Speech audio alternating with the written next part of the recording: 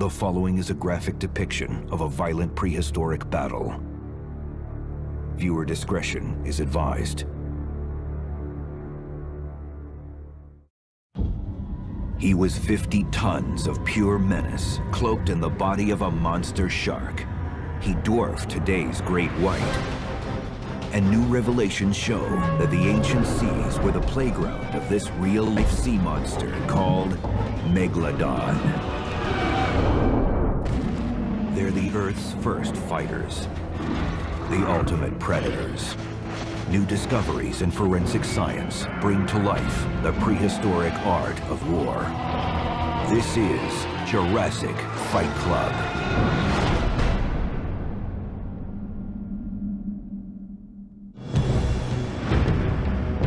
Journey back 15 million years. It's the mid-Miocene era. Earth is in the throes of a tectonic upheaval. Mountain ranges known today as the Himalayas, the Andes, and the Rockies soar skyward. Global weather patterns change, causing dramatic shifts around the planet.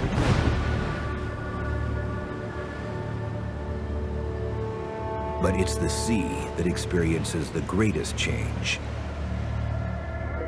Powerful ocean currents carry nutrients from the depths of the Pacific Ocean, creating a lush ecosystem. Millions of new life forms flourish. Mammals that once roamed the land now adapt to an aquatic lifestyle and evolve fins to take advantage of this new food source. But this peaceful sea is misleading.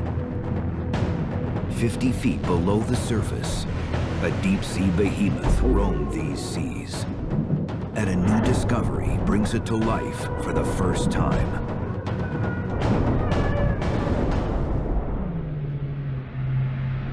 Today, information about deep-sea giants is exceedingly rare. But in recent years, paleontologists working on every continent have uncovered something remarkable and disturbing.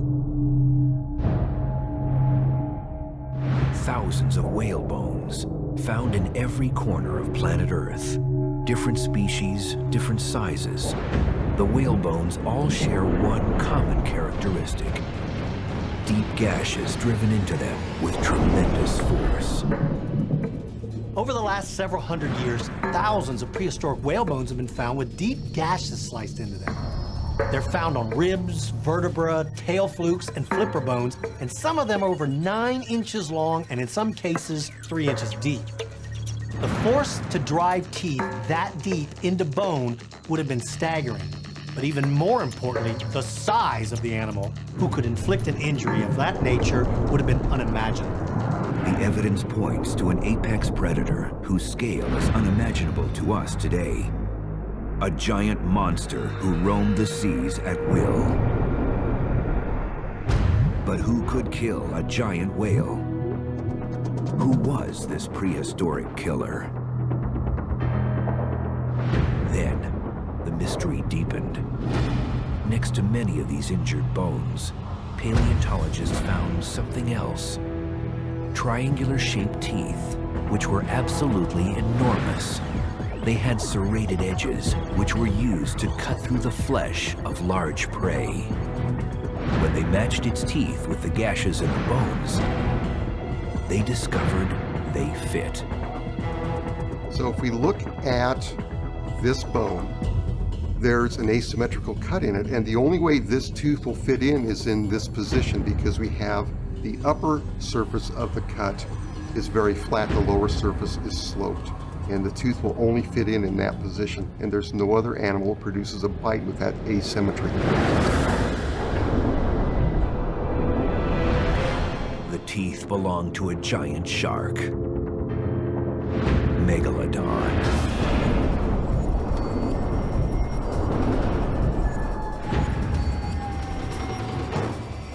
Megalodon, the name itself literally means long tooth, and it's a little bit of a misnomer because it really is more than just long, it's huge. So this is a Megalodon tooth. It looks much like a modern great white tooth. The edges are serrated like a steak knife. very blade-like. Megalodon could reach a mind-blowing 50 feet or more in length. That's the size of a jumbo jet.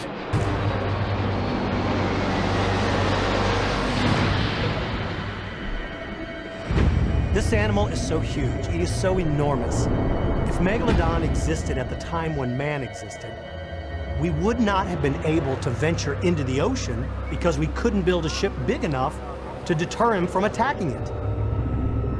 As investigators studied the large serrated teeth of the giant shark, they discovered the massive power of its bite force of 20 tons. That's enough to slice through flesh. But could they bite through the bone of a giant whale? 15-million-year-old evidence proves they could, rather easily. So when we go out and look at whale fossils, what we find is they frequently have bite marks on them. If we look at this side, almost look like someone's attacked this bone with an axe. They're very deep incisions. There's no other animal around at that time that could have made bite marks like that.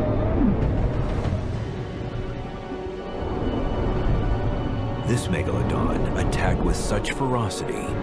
Not only did it break through flesh, its teeth left gashes embedded in bone.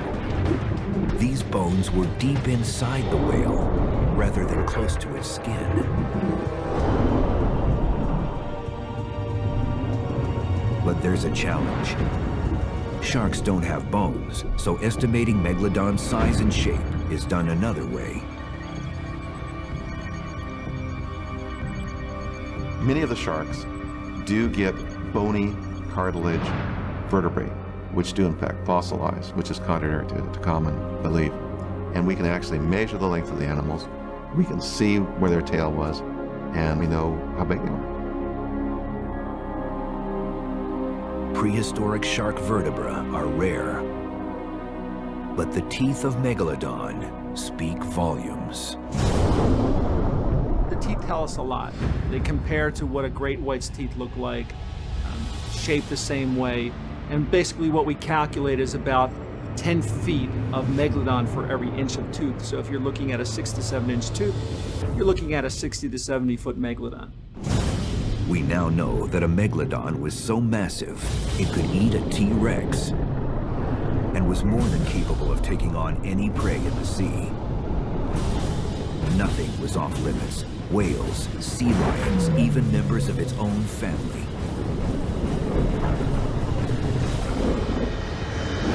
Fossil evidence would prove that these sharks roamed every ocean on Earth.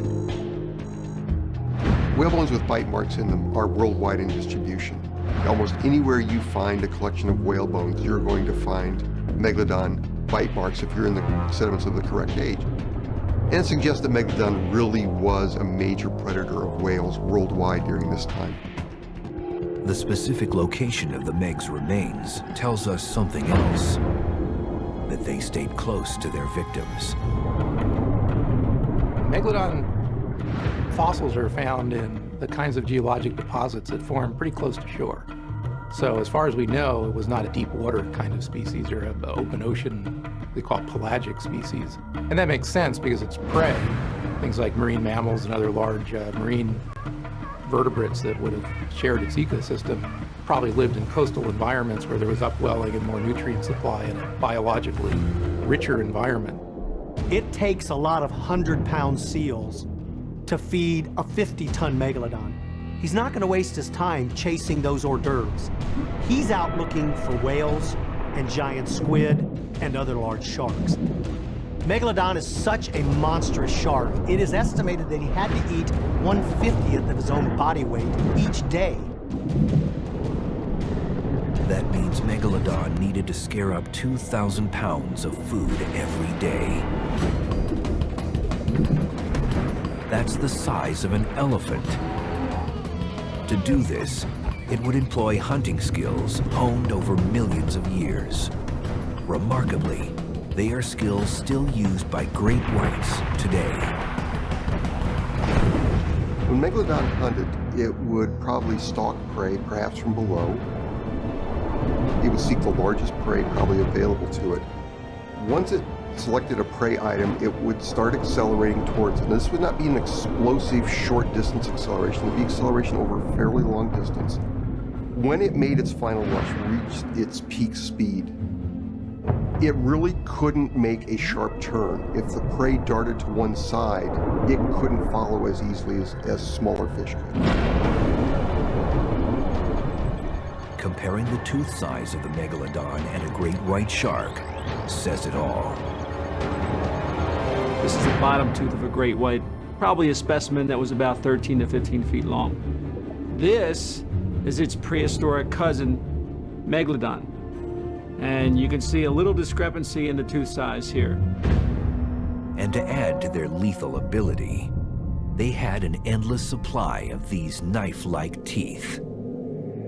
We know that in some extreme cases, sharks in captivity in aquariums will replace each tooth in each position on the jaw every maybe 8 to 10 days. They will literally go through tens of thousands of teeth per shark in a single lifetime. And that's one of the really important reasons why shark teeth are so common in the fossil record. Along with its massive size, powerful jaws, and dagger-like teeth, investigators discovered something else. Megalodon stalked its prey with an extraordinary range of senses. Megalodon didn't just move through the ocean moved through Megalodon. It swam with its mouth open so water would flow over its gills and it could breathe, but it also took information from the water. Living great white shark has the largest percentage of its brain devoted to the sense of smell. In terms of their head can be described as giant noses with fantastically large jaws and teeth attached, and also pretty good eyesight. With a clear picture of how the Meg attacked its prey, the investigation took another turn. Paleontologists then studied the skeletons of whales that had been attacked and eaten by megalodons. They found something unusual. Evidence showed that when this shark attacked a whale, it targeted one specific area, the flipper. If you look at fossil whale bones from the time when Megalodon was around, about 2/3 of the bones you find with bite marks on them are from the shoulder region. And if you think about that, that makes a great deal of sense, because as a prey is attacked, such as a whale, and it tries to turn, it's going to turn around its center of mass. And that's in the shoulder region, so that part of the whale is going to move the least as it tries to escape. With the mass of a modern 727, equipped with high-tech hunting methods and armed to the teeth, paleontologists believe that Megalodon was unequaled in the prehistoric seas. They were wrong. In 1992, a new discovery in Japan would reveal a massive second deep-sea monster, one previously unknown to science.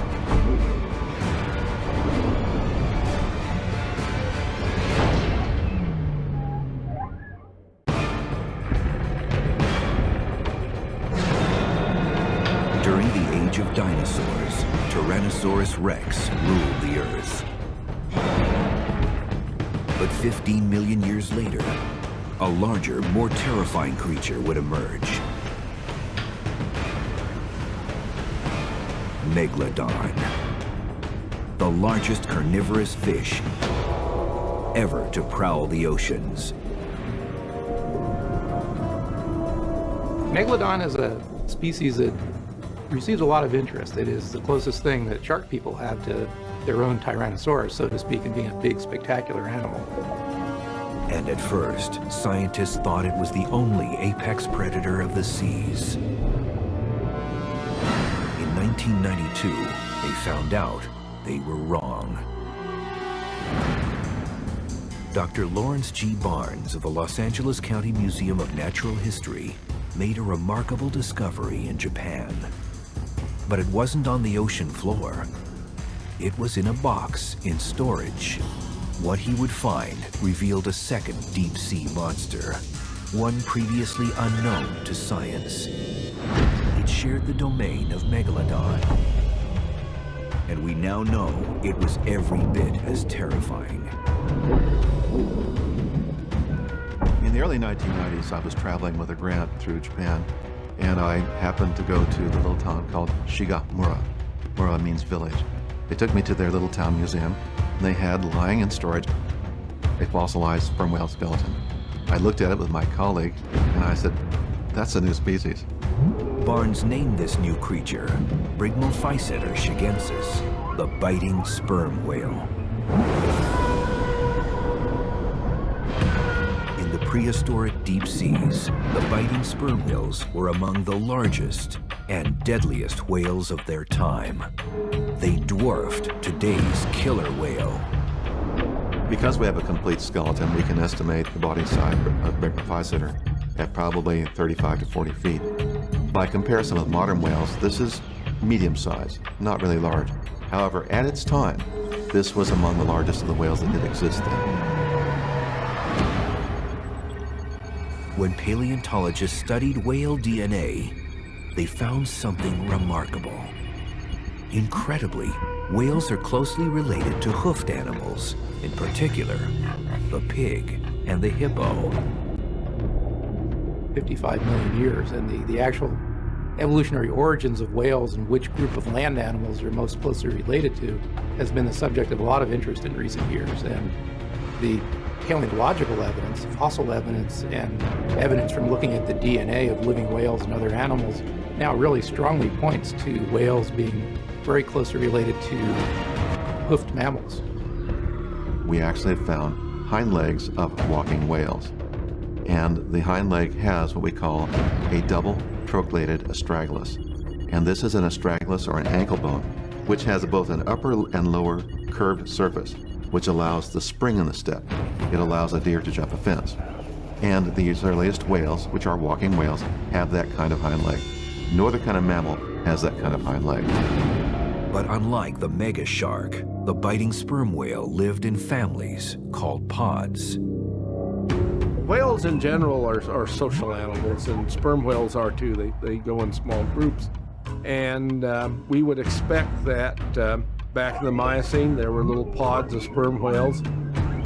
And we might also suppose that if they came under attack, they might try to help defend each other. There's huge advantages to hunting as a pod or as a group because you can do things as a group that you can't do as an individual. You can herd prey, you can attack from multiple sides. So I think given the opportunity, they almost certainly would hunt in pods. Working together in a cohesive pack allowed the biting whales to be more successful hunters. But becoming separated from the group could spell disaster, especially against a rival. Living in a pod and having such a massive body made them lethal. But its name, the biting whale, describes its true source of power, the teeth. What makes Brygmophyseter such an incredible whale is that it's got both upper and lower teeth. You look in that mouth, there's 44 teeth in there. Now, they're not the teeth of a cute, lovable whale.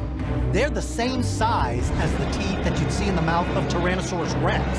They had large teeth. The teeth aren't wickedly serrated like teeth of a megalodon or some of the other big sharks, but they're large, blunt, kind of peg-like teeth. The teeth are interlocking. In fact, this tooth which I have of a related sperm whale shows where the opposite tooth came right down here and occluded against this crown. And this is very typical of these fossilized teeth. They have the blemish both front and rear from a facet where the opposite tooth interlocked with it. What happens is that the root is anchored well into the lower jaw and the crown is vertical. So this really makes sure the tooth doesn't wiggle around. It's anchored well in the bone, and the jaw is about this deep.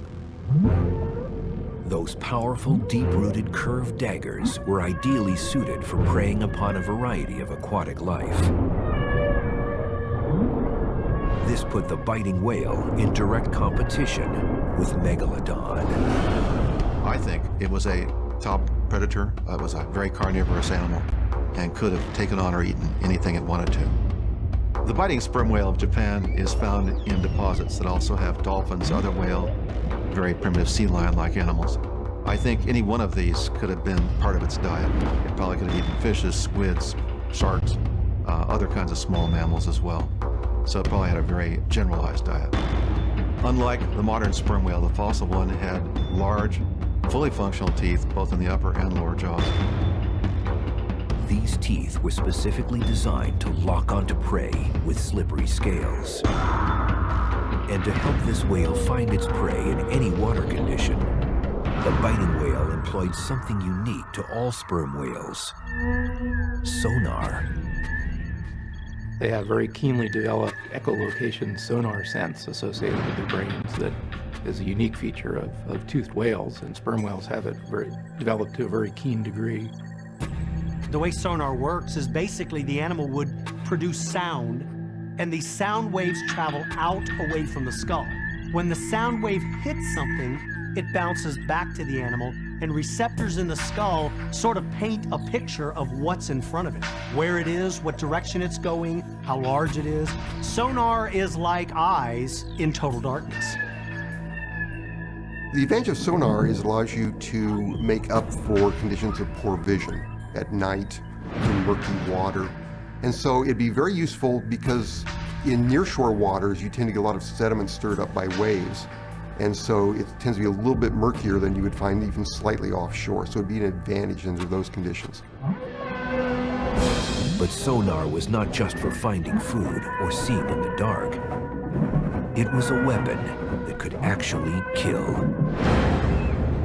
This sonar is normally used to help locate prey in the deepest, darkest parts of the ocean. But the whales could focus that sonar into a much tighter beam and use it like a battering ram against potential prey and potential predators.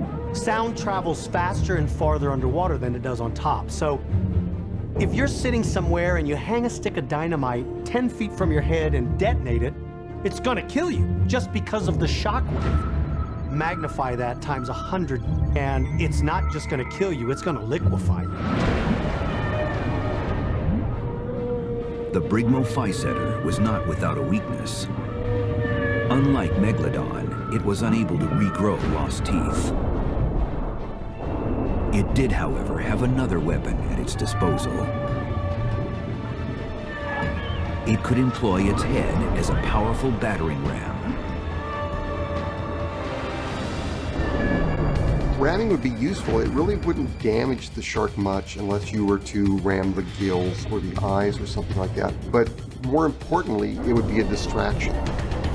Because an attacking predator has to focus on its prey and can't really be distracted, anything that would start distracting it from its task at hand of attacking this one individual or consuming this one individual would tend to divert it from being successful.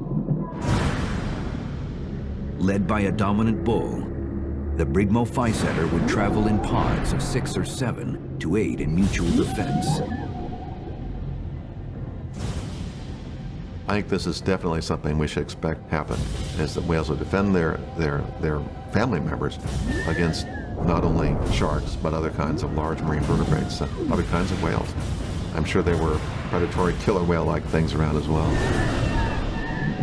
But how are investigators able to understand the behavior of the Meg and the biting sperm whale, creatures that lived 15 million years ago?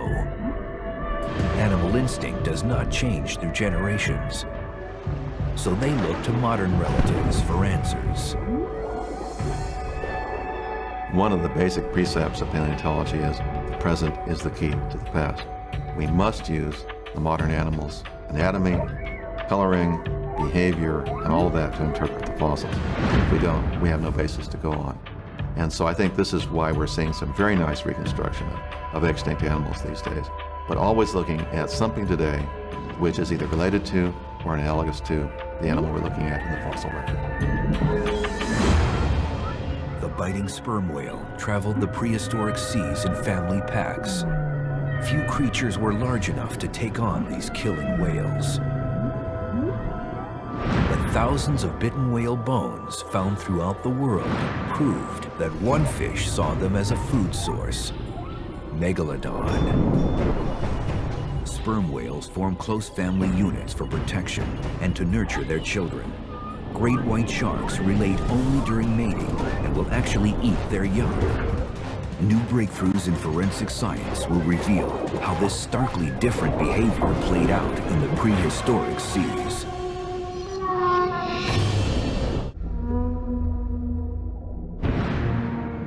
The Megalodon was the most powerful shark ever to roam the seas. Its jaws were made of cartilage, not bone, which gave them incredible flexibility without sacrificing strength. In fact, a recent study performed in Sydney, Australia revealed that the Megalodon had the most powerful bite of any animal in Earth's history. It could easily crush a Mack truck.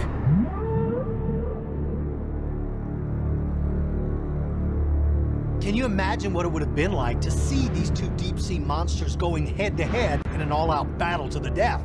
It would have been absolutely terrifying to think about. Well, we can't possibly know everything that would have occurred, but we can certainly propose a realistic scenario based on the behavior of their modern counterparts. Megalodon basically was an oversized great white shark, so we can feel pretty sure that it behaved the same way. Brigmophyseter was a sperm whale with a bad attitude and a nasty set of teeth. And so we can look at modern sperm whales and sort of add the extra teeth and the nasty disposition, and we have a good idea of what the whale was like. Then you throw the two together and you get the heck out of the way. So when you see a recreation of this battle, it may not be the only way the fight took place, but it definitely is rooted in as many facts as we have available.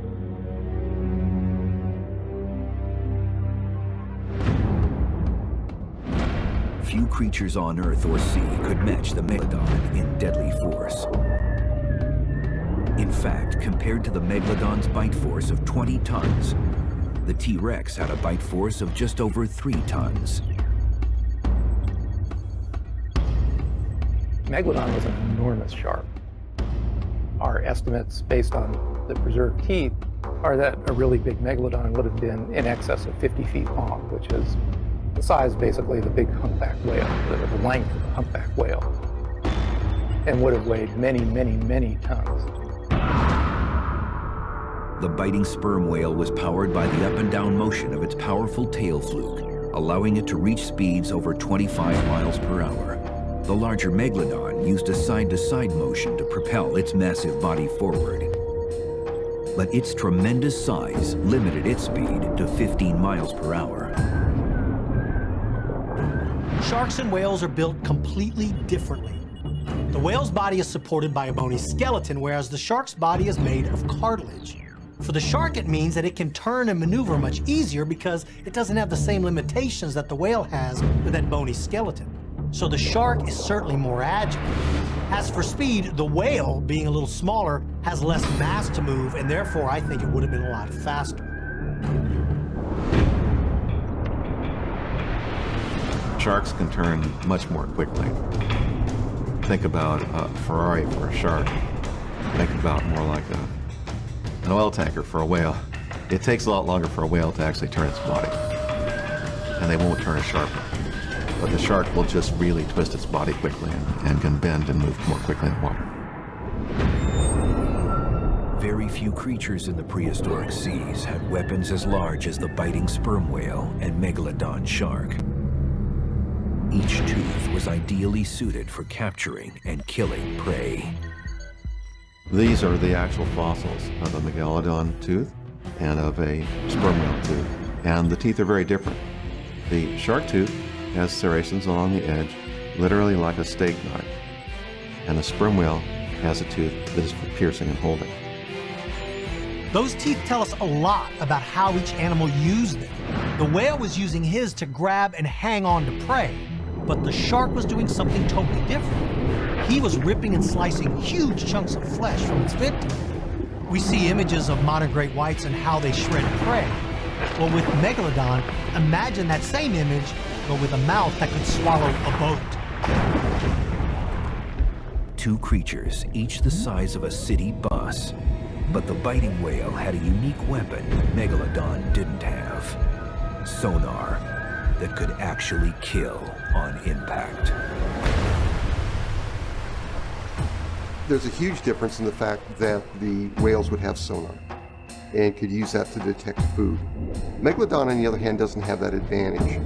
And they actually have a disadvantage in that they have to stalk these large prey, which can detect them in the case of whales using sonar. giant swimming reptiles like the ichthyosaur, a huge dolphin-like creature, and the plesiosaur that looked like a giant long-necked turtle, once ruled the sea and influenced the evolution of the megalodon. Sea creatures evolved to live and hunt in groups as a direct result of sharing their environment with bigger predators. Giant sea creatures are nothing new. During the Jurassic and Cretaceous periods, huge swimming reptiles filled the same role as Megalodon did during its time. And so these whales, in order to compete with this massive shark, found safety in numbers. And they also found power in numbers as well. Now, by studying the behavior of the descendants of these ancient beasts, experts have been able to uncover new insights into the fascinating details of how they ruled the seas over 15 million years ago.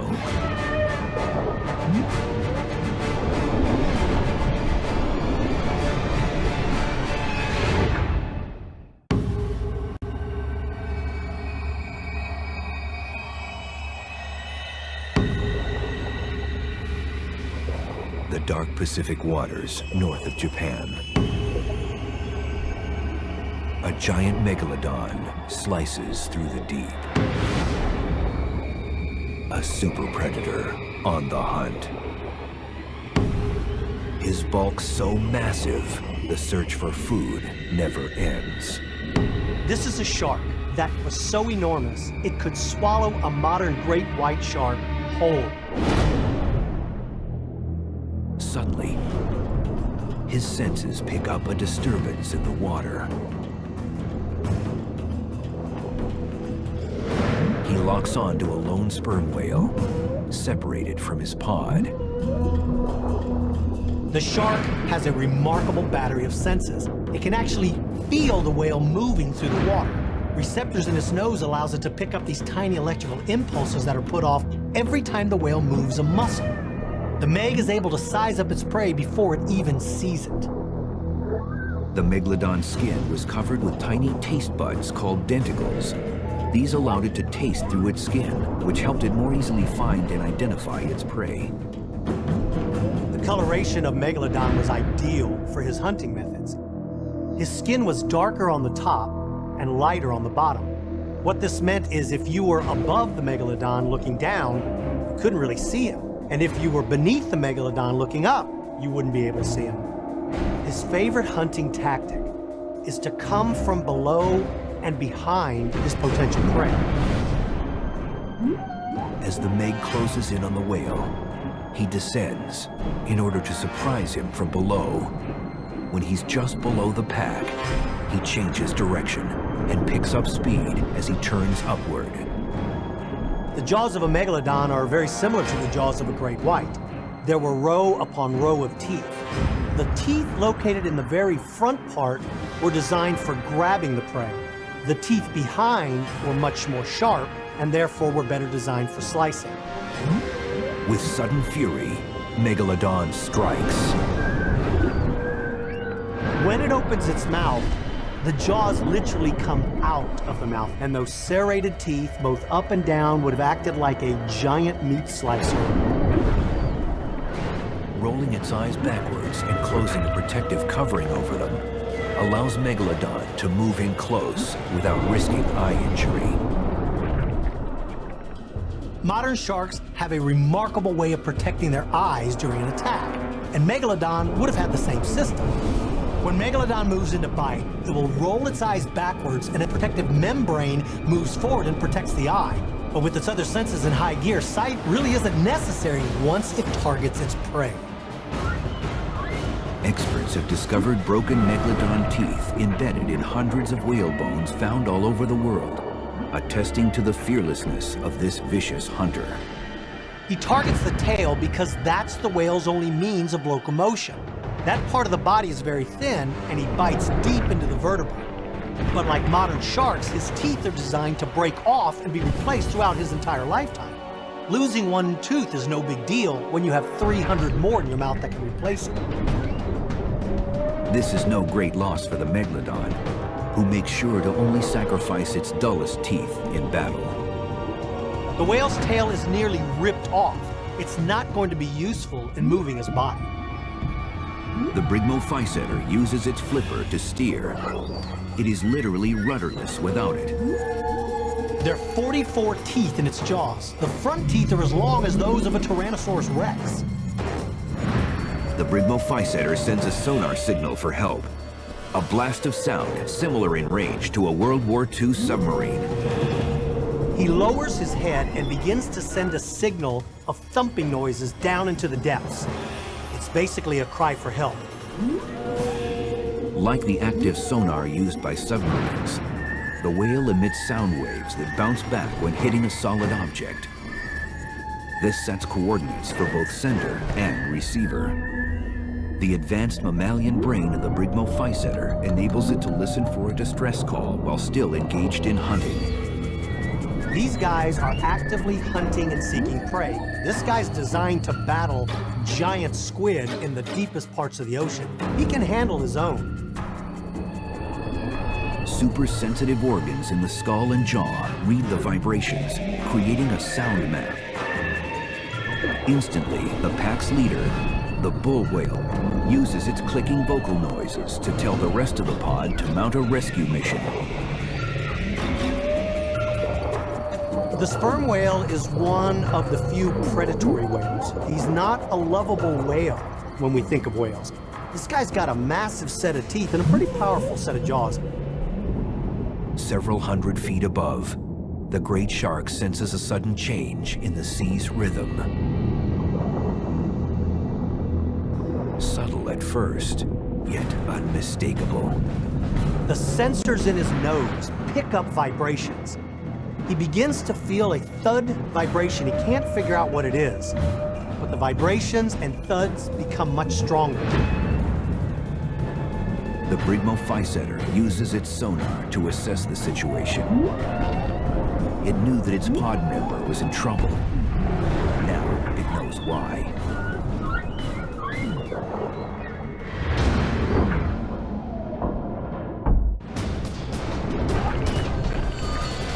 Like the great whites of today, the Megalodon charges to inflict fatal harm all at once, minimizing the chances of being injured in a long struggle. Lurking in the shadows, Meg now waits for his prey to slowly bleed to death. But his keen senses begin to pick up trouble. He's suddenly hit with an enormous battering ram. The sperm whale hits him dead in the center of his body, throwing the Megalodon's enormous weight in a tumble motion under the ocean. The Megalodon's relatively primitive brain is too slow to react to the new threat. Before he can recover, a second sperm whale has come from the depth, and using that enormous head, rammed him like a freight train. The Brigmophyseters make quick strikes with their battering ram heads in hopes of driving the Megalodon away and avoiding a more savage close-range battle. He knows there's no way he can take on a pod of angry sperm whales. He's got to get out of there as quickly as he can. Megalodon does not need air and goes deeper where its attacker cannot follow. The sperm whales begin to circle looking for this Megalodon. They want to absolutely take out their vengeance on the animal that injured their family member. The Brigmophyseter uses its sonar to try to track the fleeing shark. The water's darkness isn't a problem, but hitting a moving target is a challenge. The whales normally use their sonar to find prey in the darkest parts of the ocean. But like modern killer whales and dolphins, they also use that sonar as a weapon. They narrow the beam and they can actually stun and in some cases kill smaller prey. Well, biting sperm whales could narrow that beam and direct it at the shark, and that would absolutely interfere with all of its sensory organs. Sound travels 4.5 times faster in water than on land. The Brigmophyseter is in luck. It hits the Megalodon, and the sudden piercing blast packs the force of a tidal wave. The Megalodon is once again the victim of its less advanced brain. It's stunned by the sonar strike and unable to react. The sperm whales now deploy their most deadly weapon, T-Rex-sized teeth. Individually, these whales are only a bother to something as large as a Megalodon. But attacking in a pack, these whales act like overgrown piranhas, and they will tear the shark to pieces. The clever Brigmophyseter determines that the danger has passed and returns to tend to its mate. The sperm whales then gather around the injured whale to try to lend their support. They'll actually put their head underneath the sperm whale and try to lift him up to catch air. The Brigmophyseter is going into shock. As with all mammals, this is a dire situation. That injured sperm whale will never recover from such an enormous bite. He's going to slowly die. The Brigmophyseter sings a sad death song to its mates. The Megalodon hears it too. The Megalodon has never left. He's just moved off in the distance. His sense of smell is so incredible, he's able to track this dying sperm whale 3 miles away. By the time the sperm whale has died, his remaining family members have moved on, and the Megalodon will move in to begin to feast on the carcass. The mistake the whale made was not diving deep with its family. Even though it's a whale and they're huge, Megalodon is a whale killer. It failed to stay within the safety of the family, and it paid the ultimate price. Megalodon has triumphed. But over time, even this 50-foot, 50-ton monster would fall victim to the cruel mathematics of survival. Scientists believe the problem was magnified by a fierce new predator who appeared on the scene, competing for what scarce food did remain. Orca, the killer whale, had made its appearance. And orcas, being pack hunters, were able to outmaneuver and outcompete Megalodon for the remaining food source. Gigantism comes with a price. It's fine as long as there's plenty of food. But as that food source begins to leave, being a giant is detrimental. Today, scientists continue to search for evidence, and the book is far from closed on Megalodon. In fact, perhaps the most chilling question is, do Megalodons still roam our deep seas? We're not even sure Carcharodon megalodon went extinct. They could still be out there in the deep waters. Less than 1% of the deep waters are even explored, and we're finding new life all the time. They could still be out there. I would love to think Megalodon is out there. I think it's very unlikely. If we look at where the teeth are found, they tend to be found in coastal areas where you had very rich nutrient sources to produce a very complex food web. There's people who have speculated Megalodon may survive in the deep sea, but it's really not the type of body plan, the type of shark body plan that's adapted for deep sea. I don't know if Megalodon still exists. Nobody knows. But I think it's wrong to just assume it doesn't exist because we haven't seen one. I mean, the oceans are just so vast and so unexplored. Megalodon could be living 2 to 3 miles down or as deep as the abyss, and we would never know it. Sharks don't have to surface and show us that telltale dorsal fin like in Jaws because we're around and to prove they exist. I mean, they go on inhabiting the oceans just like they have for millions and millions of years. Today, the vast majority of our deep seas remain unexplored and unknown. Experts estimate 80% of all species are yet to be discovered. Perhaps Megalodon is out there, strategically submerged in the dark, unexplored abyss, a prehistoric warrior hanging by a thread in the silent seas.